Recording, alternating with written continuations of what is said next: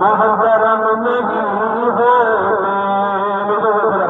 وہ کبھی زمانے میں محترم نہیں ہوتے ایک دعائے زہرا کا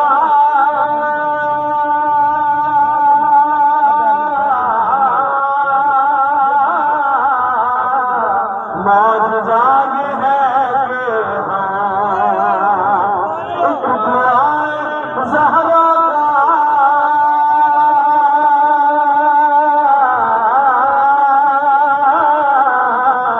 معجزہ یہ ہے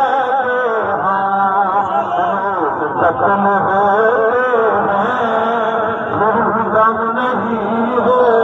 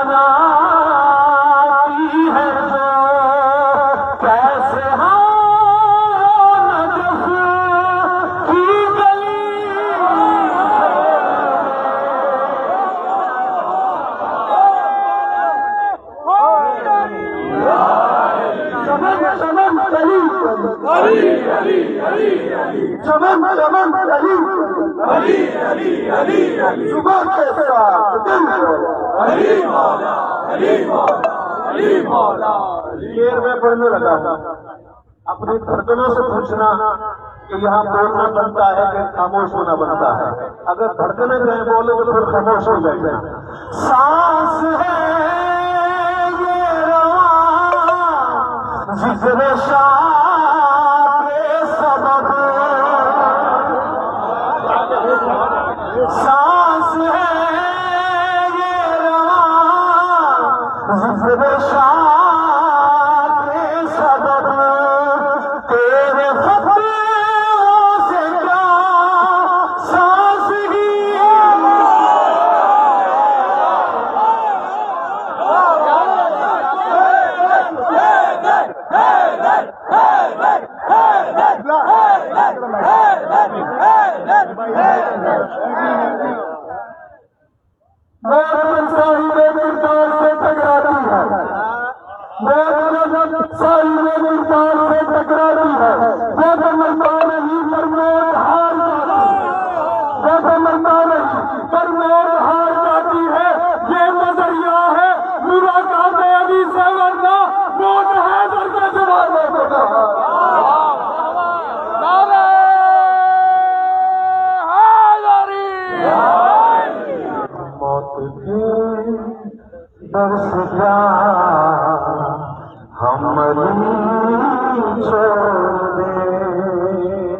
جتنے مالائی ہیں ذرا تیار رہے، جتنے مالائی ہیں ہاتھوں کو کھولنا ہے اور بولنا ہے.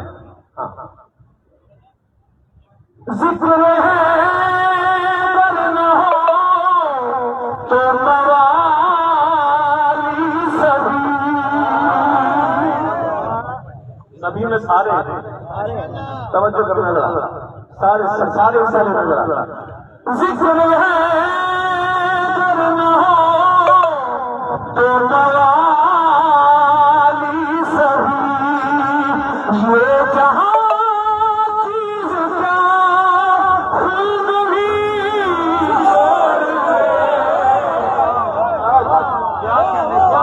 علی قطر سے زندگی منافقت کی موت ہے، علی قطر سے زندگی منافقت کی موت ہے، علی قطر سے زندگی منافقت کی موت ہے۔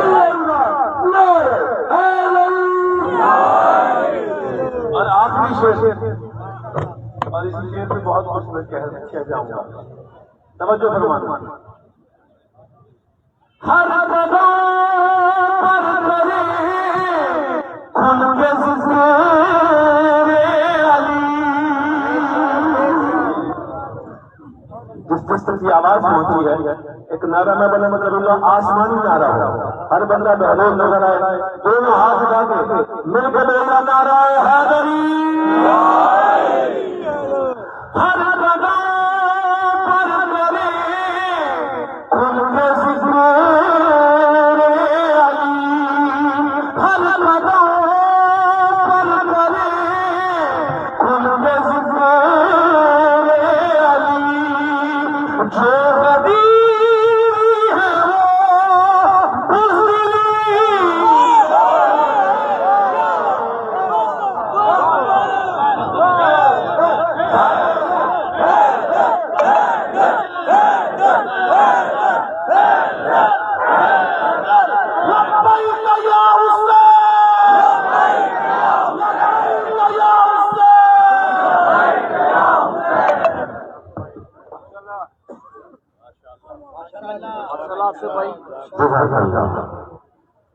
یہ جذبہ چاہیے۔ کراچی میں یہ جذبہ پیدا ہو چکا ہے، ہم تو ایک دھرنا کیے ہوئے نا، میں سلام پیش کرتا ہوں شہنشاہ تقی کو، ان کی کال پہ نمائش میں بھی ہے، عباس ٹاؤن میں بھی ہے، ملیر میں بھی ہے، اسٹیل ٹاؤن میں بھی ہے، کیونکہ جائیے پورا کراچی اس وقت دھرنوں سے بھرا ہوا ہے۔ شہنشاہ نقوی کی صحت و سلامتی کے لیے بلند صلوات۔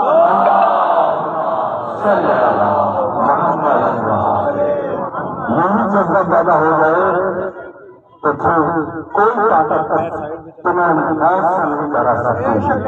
تم کربلائی ہو، تم حسینی ہو، نبی پتن کربلا معیار انسانیت ہے، کربلا محافظ قرآن ہے، کربلا حفاظت انسانیت ہے، اور کربلا کمال معراج انسانی ہے۔ میں بھی دیکھ رہا تھا بچوں کی جب وہ دکھا رہے تھے جو اس دنیا سے چلے گئے تھے، آنکھوں میں آنسو تھے، پارا چناری اپنے بچوں کو یاد کر رہے تھے، کسی کا بیٹا ہوگا، کسی کا بھائی ہوگا، جب یہ چیزیں منظر دیکھتے ہیں بالکل پارا چناری کے ذہن میں وہ کم چھٹتا تھا جسے پریشر کرتے ہوئے ذہن کر یہ کشتا بنا دیا۔ اور یقیناً ہم نے یہی پیغام دینا ہے، ہم کل بھی امن چاہتے تھے، ہم آج بھی امن چاہتے ہیں۔ حکومت پر بدل سکتی ہے کربلا، یہ کربلائی بیٹھے ہیں، ان سے ٹکراؤ گے تو ہمیشہ کربلائیوں کی جیت ہوتی ہے۔ کربلا اب بھی حکومت کو نکل سکتی ہے، کربلا تخت کو تلوار سے نسل سکتی ہے۔ کربلا بڑھتا گیا تو تمہاری حکومتوں کا پتہ ہی نہیں لگے گا۔ کربلا اب بھی حکومت کو نکل سکتی ہے، کربلا تخت کے تلوار سے مسل سکتی ہے، کربلا خاک پہ پیا آگ پہ چل سکتی ہے، کربلا خاک پہ پیا بہت مجھے پتا ہے کتنی مشکلات ہیں، مولا سلامت رکھے شہنشاہ نقوی صاحب کو. یہ ایک بہت بڑا جہاد ہے، کلمہ حق بلند کرتے ہیں. کربلا آپ کی حکومت کو نگل سکتی ہے، کربلا تخت کو تلووں سے بدل سکتی ہے، کربلا خواب کو کیا آگ پہ چل سکتی ہے. کربلا کربلا کربلا حق کا سیدھا راستہ، کربلا کربلا شہادتوں کا راستہ، کربلا ایک سوال ہے شہادتوں کا راستہ، کربلا کربلا شہادتوں کا راستہ، کربلا کربلا شہادتوں کا راستہ. کربلا کربلا لبیک یا حسین، لبیک یا حسین. کربلا خواب کو کیا آگ پہ چل سکتی ہے، کربلا وقت کے تہارے کو بدل سکتی ہے. کربلا قلعہ فولاد ہے چراروں کا، کربلا قلعہ فولاد ہے چراروں کا، کربلا نام ہے چلتی ہوئی تلواروں کا. کربلا نام ہے چلتی ہوئی تلواروں کا. کوئی اچھی کہتے حکومت کے نگے دانوں سے، کربلا ایک ابدی جنگ ہے سلطانوں سے. کربلا ایک ابدی جنگ ہے سلطانوں سے. میں جو یہاں اسی جگہ پر بیٹھتے ہیں،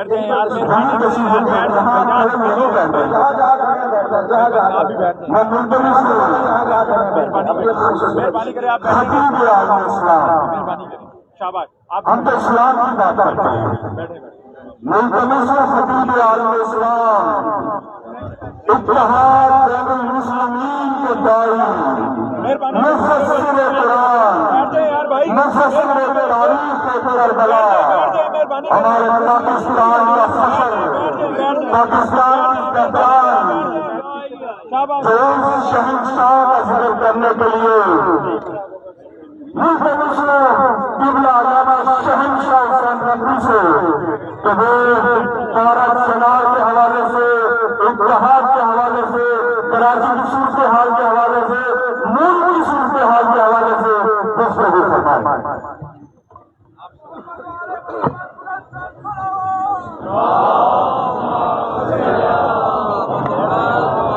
اعوذ باللہ من الشیطان الرجیم. بسم اللہ الرحمن الرحیم. وبه نستعین وهو خیر ناصر ومعین. وصلی اللہ علی سیدنا مولانا بالقاسم محمد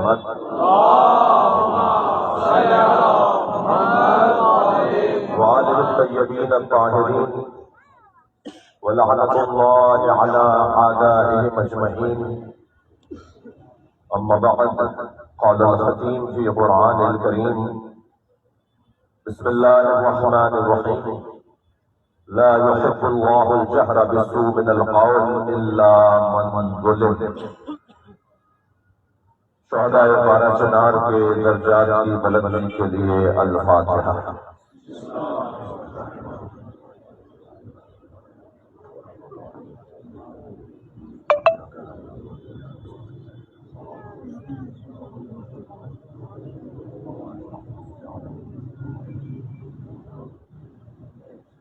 زخمیوں کی شفایابی کے لیے بلند صلوات.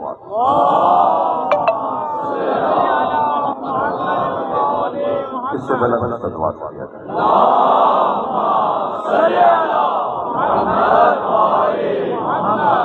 سورہ مبارکہ نساء کی 148ویں آیت میں اللہ ارشاد فرما رہا ہے: لا يحب اللہ الجہر بالسوء من القول الا من ظلم. اللہ کو اونچی آواز میں کوئی ایسی بات جو کسی کو ناگوار گزرے پسند نہیں ہے. یہ جو آپ اس وقت اونچی آواز میں بات کر رہے ہیں، کیا یہ آیت کا مکمل پیغام ہے؟ لا يحب اللہ الجہر بالسوء من القول الا من ظلم. اونچی آواز میں کوئی ایسی بات جو کسی کو ناگوار گزرے اللہ کو پسند نہیں ہے. اہل علم بیٹھے ہوئے ہیں، اللہ کے بعد کا جملہ سارے مفاہیم کو پلٹائے گا. اللہ من ظلم، مگر جس پر ظلم ہوا ہے وہ اونچی آواز میں بات کرے، چاہے کسی کو ناگوار گزرے، اللہ کو پسند ہے۔ یہ ایک مندوب کا مفہوم بنے گا۔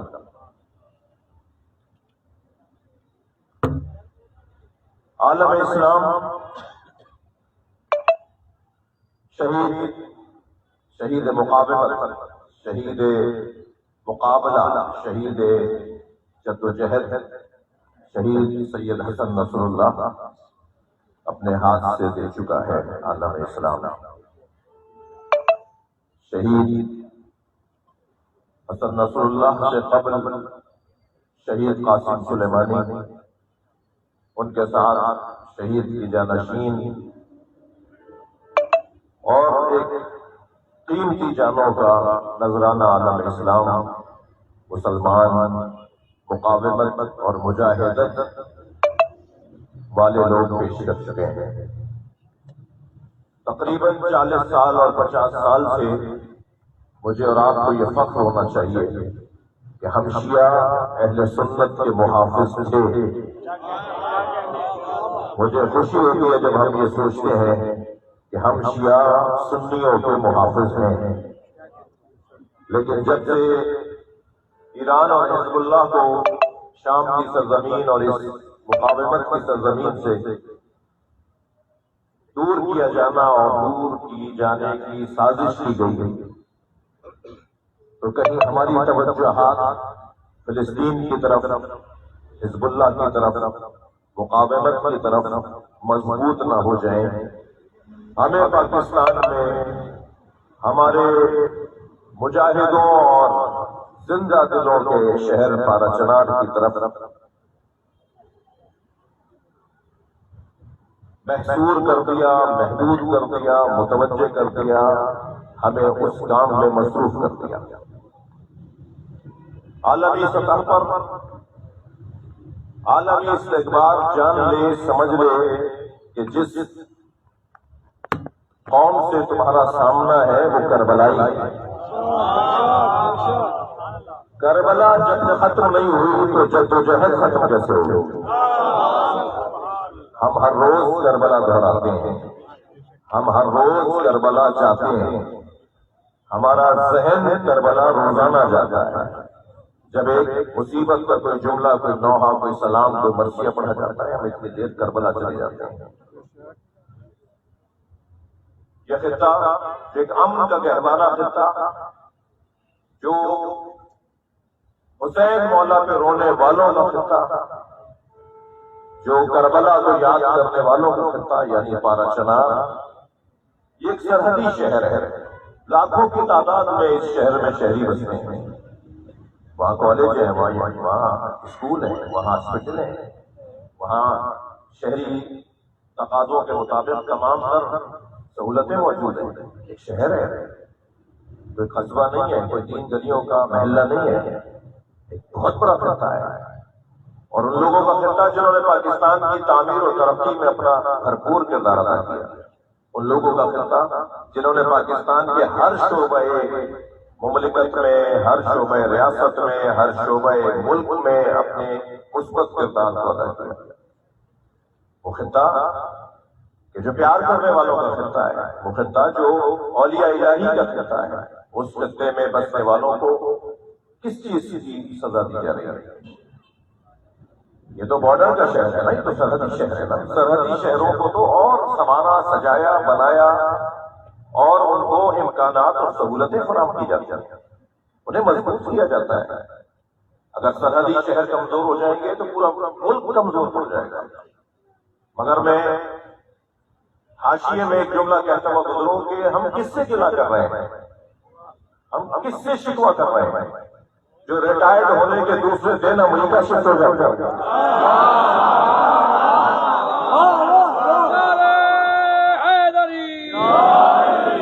وہ جو اپنی نوکری کے ختم ہونے پر اور اس سے پہلے اپنے تمام تر فیملی کو، خانوادے کو اپنے پیارے کسی بھی پیارے ملک میں شفٹ کر دیتے ہیں، منتقل کر دیتے ہیں، ان لوگوں سے شکوہ کر رہے ہیں۔ جس بیوروکریسی کو، جس افسر شاہی کو، جس مملکت کو کھوکھلا کرنے والے کرپٹ اور بدعنوان لوگوں نے اس موڑ پر لا کھڑا کیا ہے کہ کوئی دن ہمارا اطمینان کا دن نہیں ہے پاکستان میں. میں بہت ساری باتیں اشاروں میں کرنا چاہوں گا. ایک ذمہ دار افراد اگر کسی نشست کے اندر یہ کہیں کہ ہم ڈیلی بیسس پہ ہم روزانہ کی بنیاد پر پالیسی بناتے ہیں کہ بس آج کیا کرنا ہے, کل کا تو ہم خود کو نہیں پتا کہ اس ملک کے اندر کل کیا پالیسی آنے والی ہے. پاکستان کو تم نے امریکہ کی کالونی بنا دیا, پاکستان کو تم نے عالمی استکبار اور استعمار کے لیے ایک مذاق کرنے کا کھیلنے کا خطہ بنا دیا. میرے عزیزوں, 4 چیزیں پاکستان کو کھوکھلا کر رہی ہیں. 4 چیزیں پاکستان کے لیے زہر قاتل سے زیادہ کوئی لفظ ہو تو وہ استعمال کیجیے. سب سے پہلی چیز نااہلی. کوٹ کر پاکستان چلانے والوں کے ہاں نااہلی بھری ہوئی ہے.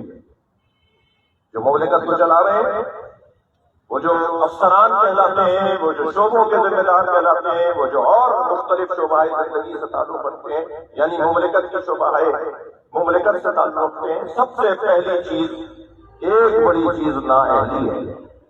پرچیوں کی بنیاد پر افسر لگنے والے, رشوت کی بنیاد پر کرسی پہ بیٹھنے والے, خاندانوں اور قبیلوں کی بنیاد پر اور علاقائی اور سرکاری نظام اور قبیلوں کے نظام کی بنیاد پر نظام سے آگے افسر لگنے والے لوگ. ایک بڑی تعداد ہے جنہیں شاید ایک صفحہ ان سے کہیں کہ وہ ذرا لکھ کر دکھائیں تو انہیں لکھنا نہیں آئے گا, انہیں بات کرنا نہیں آتی. سب سے پہلی چیز جو پاکستان کے لیے سب سے زیادہ خطرناک ہے, یہ ہم آپ کو متوجہ کر رہے ہیں, آئینہ دکھا رہے ہیں. آپ چاہتے ہیں نا کہ پاکستان ترقی کرے, تو وہ 4 عناصر سے بتا دیتا ہوں جو پاکستان کی ترقی میں رکاوٹ ہے. سب سے پہلی چیز نااہلی ہے. اگر کوئی اہل بھی ہو, وہ کیا آپ لوگ کے سیاست کر کے اور بند پیپر دے کر اور وہ کمیشن پاس کر کے, اگر کوئی اہل بھی ہو تو دوسری چیز جو پاکستان کے لیے انتہائی خطرناک ثابت ہو رہی ہے وہ ہے سستی, کاہلی. صبح 8 بجے کا ٹائم ہے آفیسروں کا, یہ موصوف 12 بجے آتے ہیں, شام 5 بجے تک انہیں بیٹھنا ہے, یہ 2 بجے واپس چلے جاتے ہیں, اور اس 3 گھنٹے میں بھی اپنے دوست یاروں کو ملا کے اپنے آفس میں چائے پلا رہے ہوتے ہیں. اور وہ جو بیچارہ پکھر سے چل کے لاہور آتا ہے, وہ بیچارہ جو مثال کے طور پر سکھر سے چل کے کراچی جاتا ہے, وہ بیچارہ جو مثلاً کوہاٹ سے چل کر مثلاً پشاور آتا ہے, استرزئی سے چل کے پشاور آتا ہے, وہ جو 4 بسیں بدل کر آتا ہے اسے کہتے ہیں کل آ جاؤ. تمہیں پتا ہے وہ کل کہاں ٹھہرے گا, کل تک کہاں رکے گا, وہ اپنے وطن, اپنے شہر, اپنے محلے میں, اپنے علاقے میں کیسے جائے گا, وہ کل کہاں ٹھہرے گا, کل تک کہاں رہے گا. سستی اور کاہلی نے پاکستان کا حال خراب کیا ہوا ہے. تیسری چیز, اگر نہیں اہل بھی ہو, فعال بھی ہو اور اپنی ذمہ داری کو اپنے وقت پر ادا کرنے والا افسر بھی ہو, تو تیسری چیز جو پاکستان کو نقصان پہنچا رہی ہے وہ ہے کرپشن, وہ ہے بدعنوانی, وہ ہے حرام خوری. رشوت اس ملک کے اندر کوئی چیز ہی نہیں رہی. حرام کھانا, اپنے بچوں کو حرام کھلانا, اپنے خانوادے کو حرام کھلانا کوئی مضمون بات ہی نہیں ہے اس ملک میں. اس کا کام ہی نہیں ہو پاتا کہ جو جب تک رشوت نہ کھلائے. آپ کیا کر رہے ہیں پاکستان کے ساتھ, کیا ہو رہا ہے اس ملک کے ساتھ؟ اور یہ درد, یہ کیفیت میری اور آپ کی نہیں ہوگی تو کس کی ہوگی؟ ہم ان کے آسرے پر پاکستان کو نہیں دیکھیں گے کہ جو پاکستان کے بننے کے مخالف ہیں. ہم پاکستان بنانے والوں کی اولاد ہیں. پاکستان بچائیں گے, پاکستان بچائیں گے, پاکستان بچائیں گے, لا الہ الا اللہ. تیسری چیز حرام خوری ہے. کوئی احساس نہیں ہے, صرف اپنا پیٹ, صرف اپنی جیب, صرف اپنا اکاؤنٹ, صرف دوسری گاڑی کی تبدیلی کی شوق اور ذوق, صرف بڑے مکان کی طرف منتقلی, صرف اپنی دنیا کو بہتر بنانے کے لیے حرام کھائیں, ناپاک کھائیں, نجس مال کھائیں, انہیں کوئی فکر نہیں ہے. پاکستان کو نقصان پہنچانے والی تیسری چیز وہ ہے بدعنوانی, رشوت خوری, حرام خوری. اور اگر کوئی اہل ہو، فعال بھی ہو تو سنا ہو، حرام خور بھی نہ ہو، تو چوتھی چیز اس ملک کے کاموں میں رکاوٹ کا سبب ہے، اور وہ ہے خوف۔ اس میں جرأت بھی نہیں ہے کہ یہ فیصلہ لے، اس میں ہمت بھی نہیں ہے کہ فیصلہ لے۔ یہ ڈرتا ہے اپنے کسی اور افسر سے، یہ ڈرتا ہے اپنے ماتحتوں سے، اس لیے کہ جو مجرم ہوتا ہے وہ خوف زدہ رہتا ہے، جو باکردار ہوتا ہے وہ ڈرتا نہیں، جس نے حرام نہیں کھایا ہوتا وہ کسی سے ڈرتا نہیں۔ پاکستان کو یہ چار چیزیں تباہ کر رہی ہیں، اور اس تباہی کا مختلف منظر ہے، مختلف مناظر ہیں، مختلف عنوانات ہیں۔ ان میں سے ایک عنوان بدامنی ہے۔ پاکستان کا مسئلہ کیا ہے؟ چائنا آج آپ سے ناراض ہے، ہندوستان سے تو آپ کو للہی دشمنی ہے، خدائی دشمنی ہے ہندوستان کے ساتھ پاکستان۔ ایران کو جب چاہتے ہیں آپ ناراض کر دیتے ہیں، افغانستان سے آپ جنگ کرنے کے لیے تیار ہیں، آپ اپنے پڑوسیوں سے بن کر نہیں رہ پا رہے، آپ کا پڑوسیوں کے ساتھ واسطہ و تعلق ہی اچھا نہیں ہے۔ پاکستان سے معاشی تباہی، روزگار کا خاتمہ، لوگوں کے اور جوانوں کے مشغلوں اور مشاغل کے اندر فقدان اور اس کا ناپید ہونا، یہ بہت بڑا عنصر بدامنی ہے۔ کوئی پیسہ نہیں لگائے گا آپ کے ملک کے اندر، کوئی لا کر یہاں سرمایہ گزاری نہیں کرے گا اگر یہاں امن و امان نہیں ہوگا۔ کیا سمجھتے ہیں آپ کہ آپ ایسے جنازے گرائیں گے بھی، گرتے دیکھیں گے بھی، آگے پیچھے آپ کی گاڑیاں چل رہی ہوں گی اور کانوائی پہ حملہ ہو جائے گا اور بچوں کو اور عورتوں کو مار دیا جائے گا؟ یہ جو دہشت گردی ہے، اس کا پیچھے مارتی ہے۔ نہیں، توجہ ہے؟ ایک سلوات نبی کرے محمد و آل محمد۔ نعرے سے لگایا جائے گا درمیان سے۔ نہیں، یہ سلوات بلند پڑھنے کو کہا ہے۔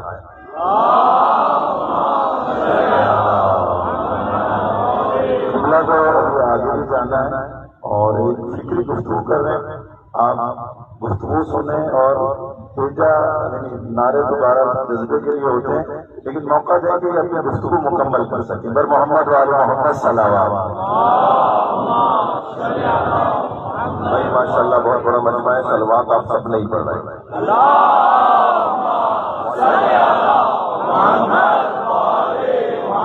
میں ایک نعرے کے بعد آپ کی گفتگو کو مسلسل کروں گا کہ یہ پاکستان زندہ باد۔ آواز نہیں آئی، پاکستان زندہ باد، اور آواز بڑھنی چاہیے، پاکستان زندہ باد۔ چوتھا عنوان پاکستان کے لیے جو خطرناک ہے، مملکت کے لیے جو خطرناک ہے، وہ ہے خوف، ڈرپوک ہونا، بزدل ہونا، ہمت نہیں کرتے، فیصلے نہیں لے پاتے، بولڈ فیصلے نہیں لے پاتے، برجستہ فیصلے نہیں لے پاتے۔ اس ملک کے اندر کوئی سرمایہ گزاری نہیں کرے گا، اس ملک کے معاش کو باہر کا پیسہ، اس ملک کے معاش کو بہتر کرنے کا ایک بڑا رستہ ہے، وہ نہیں آئے گا، وہ رستہ نہیں کھلے گا اگر یہاں بدامنی ہوگی، اگر یہاں کا شہری محفوظ نہیں ہوگا، اگر یہاں کے رہنے والے اپنے آپ کو محفوظ نہیں سمجھیں گے۔ یہ کہنا کہ پارا چنار کا مسئلہ ہے وہ پارا چنار میں حل ہونا چاہیے، پھر فلسطین کا مسئلہ فلسطین میں حل ہونا چاہیے، کشمیر کا مسئلہ کشمیر میں حل ہونا چاہیے، ہرگز نہیں۔ بنی آدم آزائے یکدی گرن کہ در آفرین عشق یک بہرن۔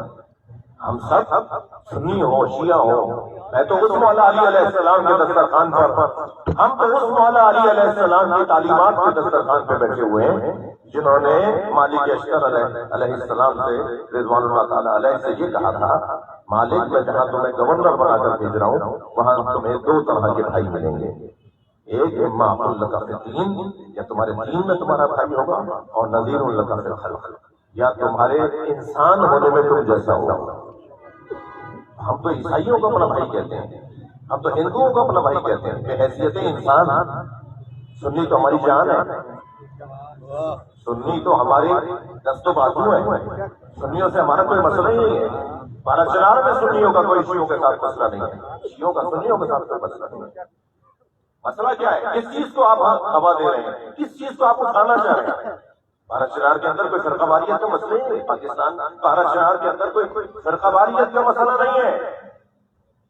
پارا چنار کے اندر کچھ جنونیوں کو قابو میں لانے کا مسئلہ ہے. وہ جو عقل سے اور سوچ سے اور مسلمانوں کے مفاد سے آج جو خالی ذہن رکھنے والے لوگ ہیں انہیں قابو میں لانے کا مسئلہ ہے, انہیں کنٹرول کرنے کا مسئلہ ہے. آپ دیکھیے پارا چنار ہو یا اس سے آگے آ جائیے, آپ پشاور تک جتنی آبادی ہیں وہاں کا سنی وہاں کا شیعہ, وہاں انہیں مسئلہ نہیں ہے. مائنڈ سیٹ کا مسئلہ ہے, سوچ کا مسئلہ ہے, کچھ تصورات کا مسئلہ ہے. وہ کام ریاست کا ہے, وہ کام مملکت کا ہے, وہ کام حکومتی اداروں کا ہے. الناس علی دین ملوکہم, لوگ اپنے بادشاہوں اور اپنے سربراہوں کے نظریات پر اور عقائد پر اور ان کے رویش اور رویوں پہ چلتے ہیں. پارا چنار میں جو کچھ ہو رہا ہے, گزشتہ کئی دنوں سے پورا پاکستان سراپا احتجاج ہے. لاہوریوں آپ کو سلام ہو, میرے تصور سے زیادہ یہاں مجمع ہے, اور میں آپ سے التماس کر رہا ہوں کہ ٹھیک ہے کہ کراچی کی طرح آپ 14 جگہوں پر جاتے نہ بیٹھے, مگر ایک جگہ ایسے بیٹھے لبیک یا حسین,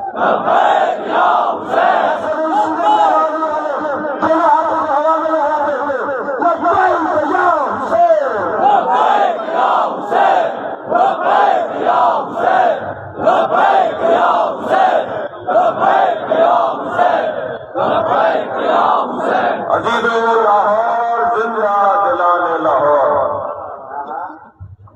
سردی لگ رہی ہے, میں آپ سے تھوڑی پوچھ رہا ہوں, جو گھروں میں بیٹھے ہیں ان سے پوچھ رہا ہوں. ان نوجوانوں کو, ان ماؤں بہنوں بچیوں کو, ان بزرگوں کو, ان علماء کو دیکھیں, انہوں نے سردی کو ضرور ڈالا ہے. یہ اس وقت بیٹھے ہوئے ہیں نا, کہاں ہیں وہ لوگ بھی جو ابھی تک آئے نہیں ہیں یہاں حاضری لگانے کے لیے؟ 1 گھنٹے کو آئیے, آدھا گھنٹے کو آئیے, کچھ دیر کو آئیے, آ کے کچھ دیر بیٹھیے, ایک سورۃ فاتحہ ہی پڑھ کے چلے جائیے شہداء کے لیے, زخمیوں کی شفا کے لیے ایک سلوات کا ہدیہ ہی کر کے چلے جائیے. مگر آئیے لاہوریوں میں آپ سے گزارش کر رہا ہوں, آئیے کل سے مولانا قبلہ احمد اقبال صاحب, ان کے رفقا علماء کرام اور اس دھرنے کے اور اس اجتماع کے جو نوجوان ساتھی ہیں, انہیں اس ٹینٹ کو بڑھانے کی ضرورت پڑے. اور کہاں ہیں صاحبان ثروت لوگ جو یہاں سبیلے چلوائیں اور جو یہاں نیازیں بنوائیں؟ اتنا یہاں نیاز بانٹی جائے کہ پورا لاہور کم سے کم نیاز کھانے آ جائے.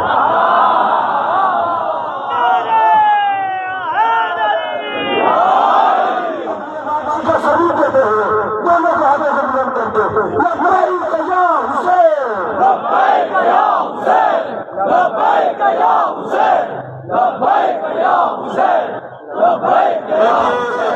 دیکھیے ابھی یہ دھرنا ختم نہیں ہو رہا. یہ دھرنا اس وقت تک جاری رہے گا جب تک پارا چنار میں لوگ بیٹھے ہوئے,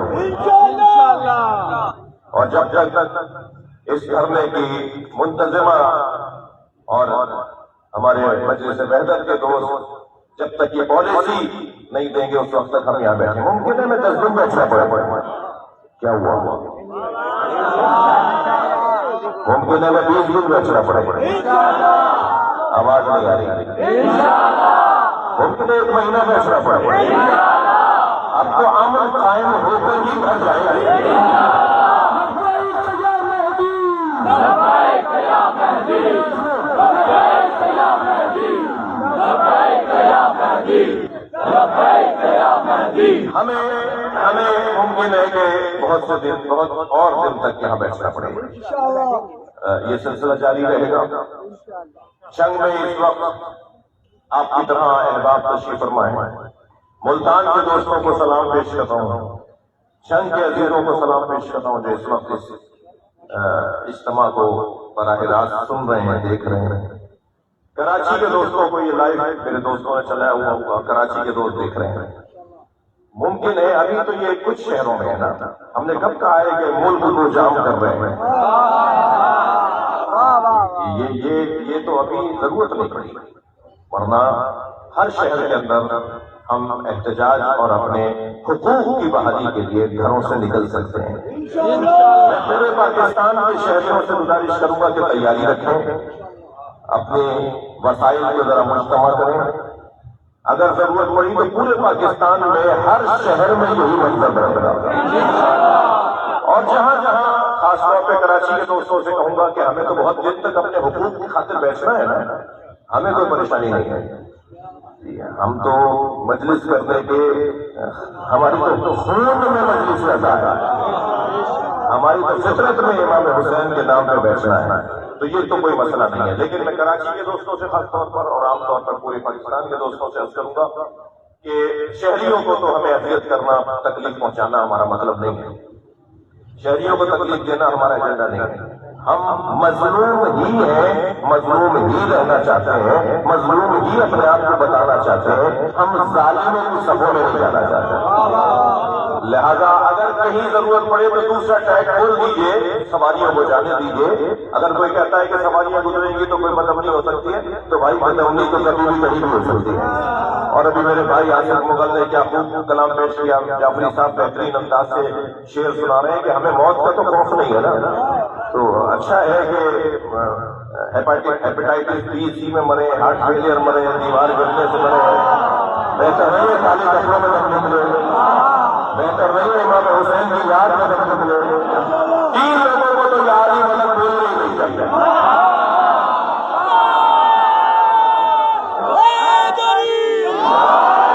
تین لوگوں کو یاد ہی مطلب بولنے سے پہلے 6 دفعہ سوچنا چاہیے۔ ایک کنجوس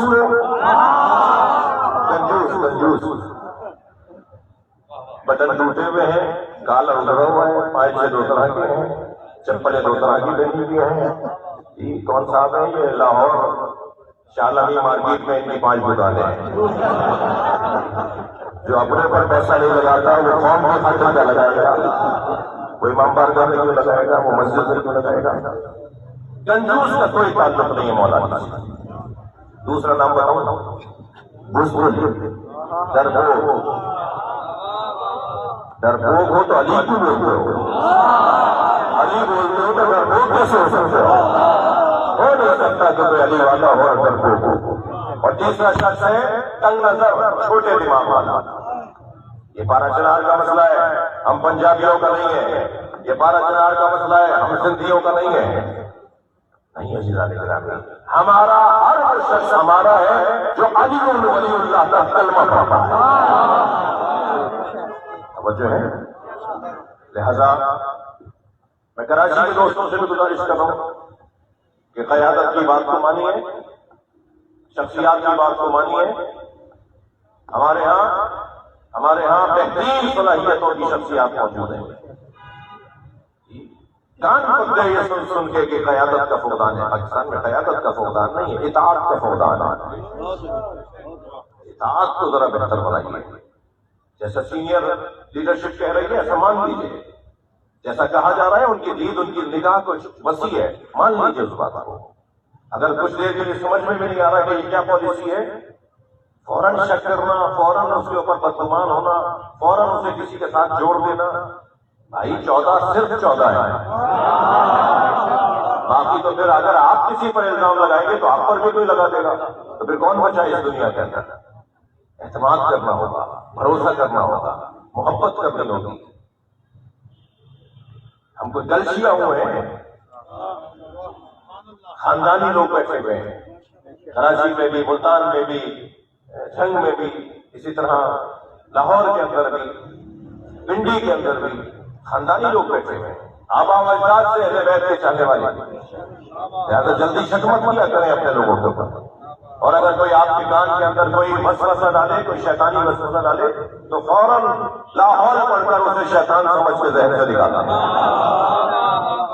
اعتماد کریں، بھروسہ کریں، محبت کریں، اور ہم اس مملکت کے بانی بھی ہیں، محافظ بھی ہیں، ہم سے زیادہ کوئی پاکستانی نہیں ہے، ہم سے زیادہ کوئی محب وطن نہیں ہے۔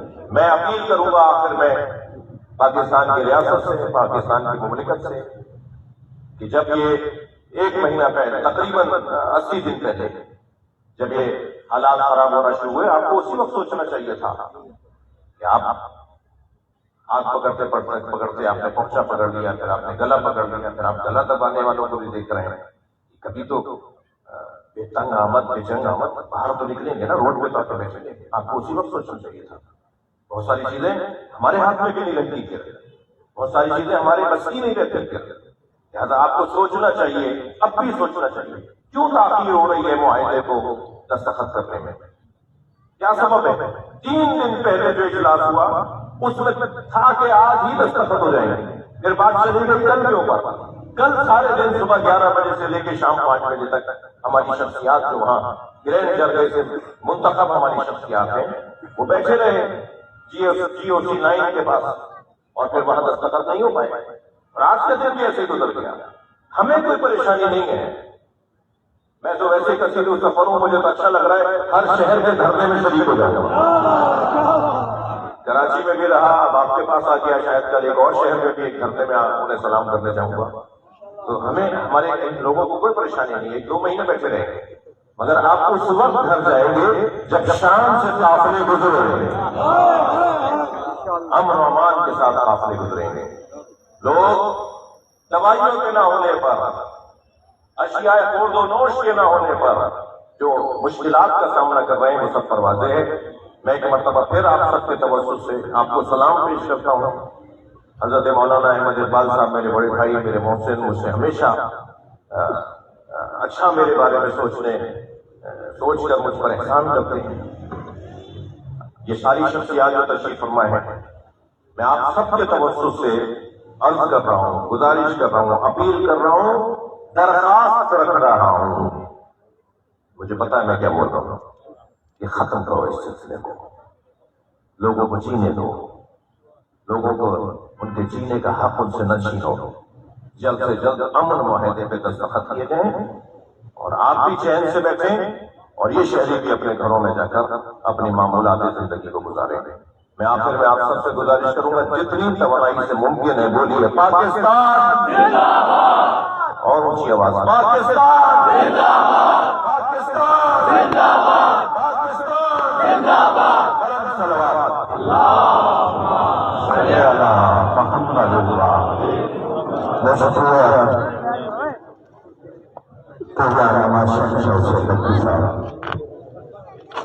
محمد آپ آج ہی کراچی سے تشریف لائے اور آپ محبت کا حوصلہ بڑھایا. آپ سے تشریف دینے کے تشریف ہوئے، آپ نے جانا نہیں ہے. ابھی شہنشاہ کچھ نہیں ہوئے ہیں، میں دفعہ اچھا کے ساتھ